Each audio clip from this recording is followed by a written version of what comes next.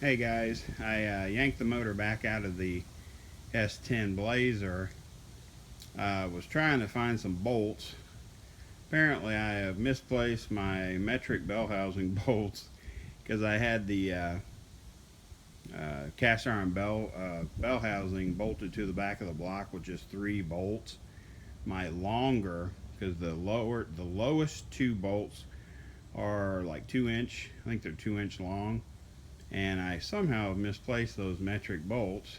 But in the process of trying to line this out where I can attach the T5 to the back of this for a test fit, it dawned on me that I never did put in the throwout bearing. So my plan is to go ahead and clean out that inside register, wipe it real good, make sure there's no moisture up in there. I'm going to install an LS2 style full rollerized pilot bushing. I'm going to leave, it might be a 1/4 inch of it, a 1/4 inch or less, just on the safe side while I'm test fitting the transmission. I can always drive that pilot bushing up in there farther a lot easier than I can grab it and pull it out without tearing up those roller bearings. So basically what I'm going to do real quick is hit the inside of that register on the back of the crank with a Scotch-Brite ball with a drill motor, and I put a little WD-40 on there just to help clean it out. I've got a full rollerized LS2 style pilot bushing. I've got it marked just, rudimentarily with a marker so I know when to stop. And after this is all done, I will test fit the transmission and see, do I need to drive that pilot bushing all the way up in there, or do I need to leave it slightly hanging out like the other video you can find on YouTube. So I guess let me get over here and see if I can even do this. It's been a long time since so basically I just got one of the Scotch-Brite balls on the end of a mandrel on a drill that I've sprayed with WD-40.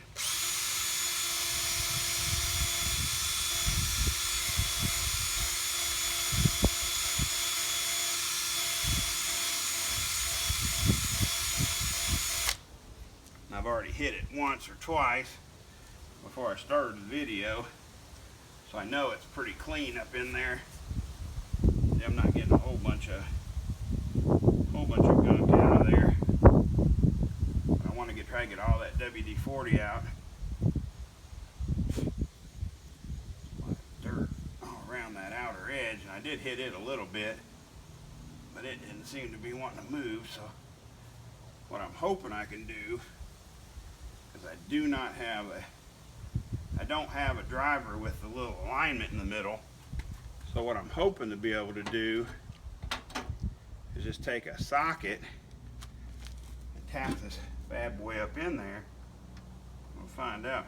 We'll find out in a minute.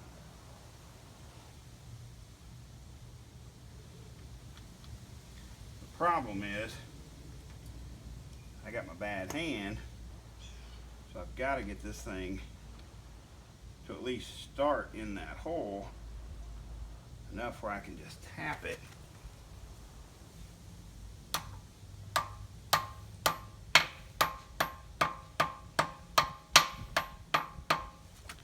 What I've got is an assortment of sockets. Let's see if I can even get on this thing. That's what makes it tough with this bad hand, finding the angle where I can hold this thing on there.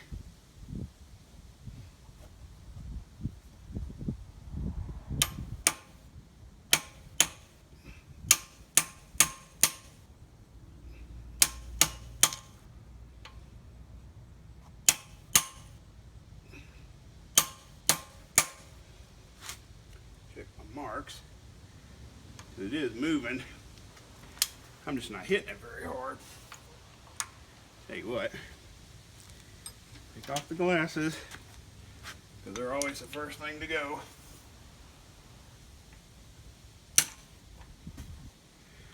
Let's try Decision number 2.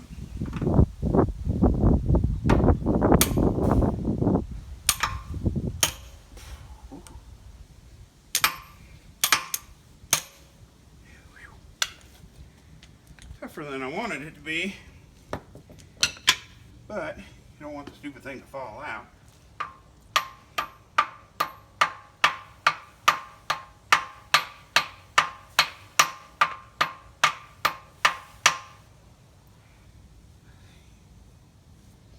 We're partially in there. See, if you had your tool that you could put in here as your alignment, it would hold it centered. It'd be a lot easier for me to hit. But I suck. Can't help it. I had somebody coming over to help today, but they got stuck at work.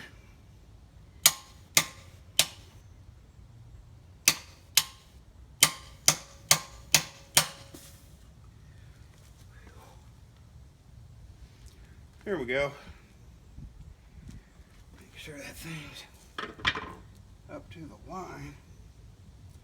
Now it's got a little further to go.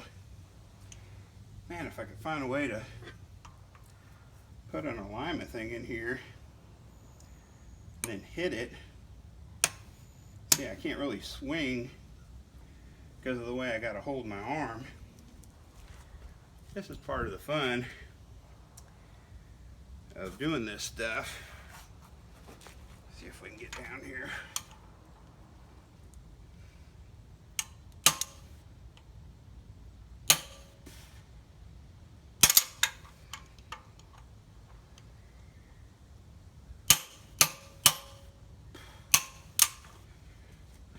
It is going in.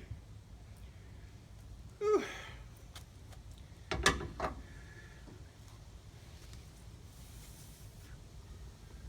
It's about halfway in where I want to put it.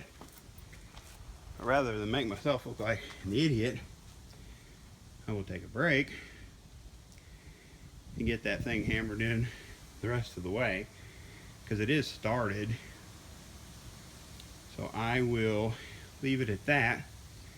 So basically what I'm trying to do is get that pilot bushing in there so that when I go to stab the distributor onto the bell housing, I have something that'll help me support the weight of the transmission while I try to get a bolt or two started.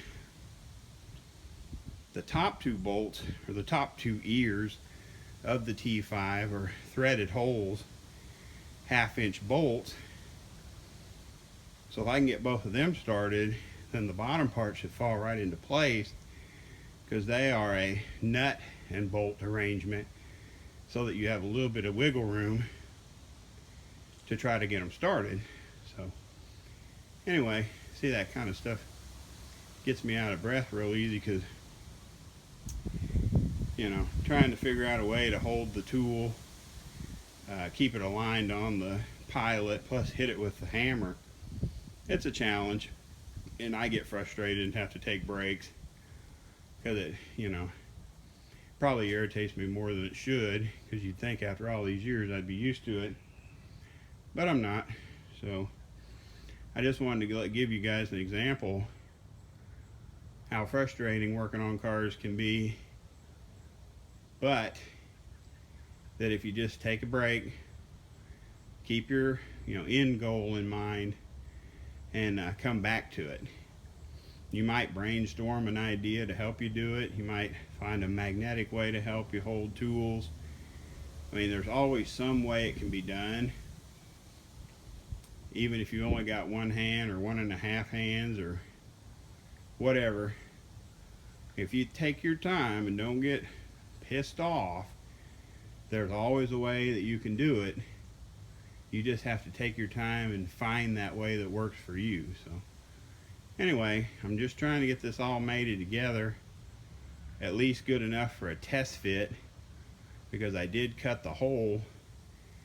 When I had the motor in earlier, I leveled the engine in the bay, climbed underneath there and measured my where my shifter box will be on that T5, And I cut a pretty good size hole, 4.5 by 4 inch hole in my floor, in my tunnel inside the car. So I am hoping that that little shifter box swings right up there and mates up pretty nicely to that hole, or we might make a bigger hole. So anyway, I appreciate you guys watching the video.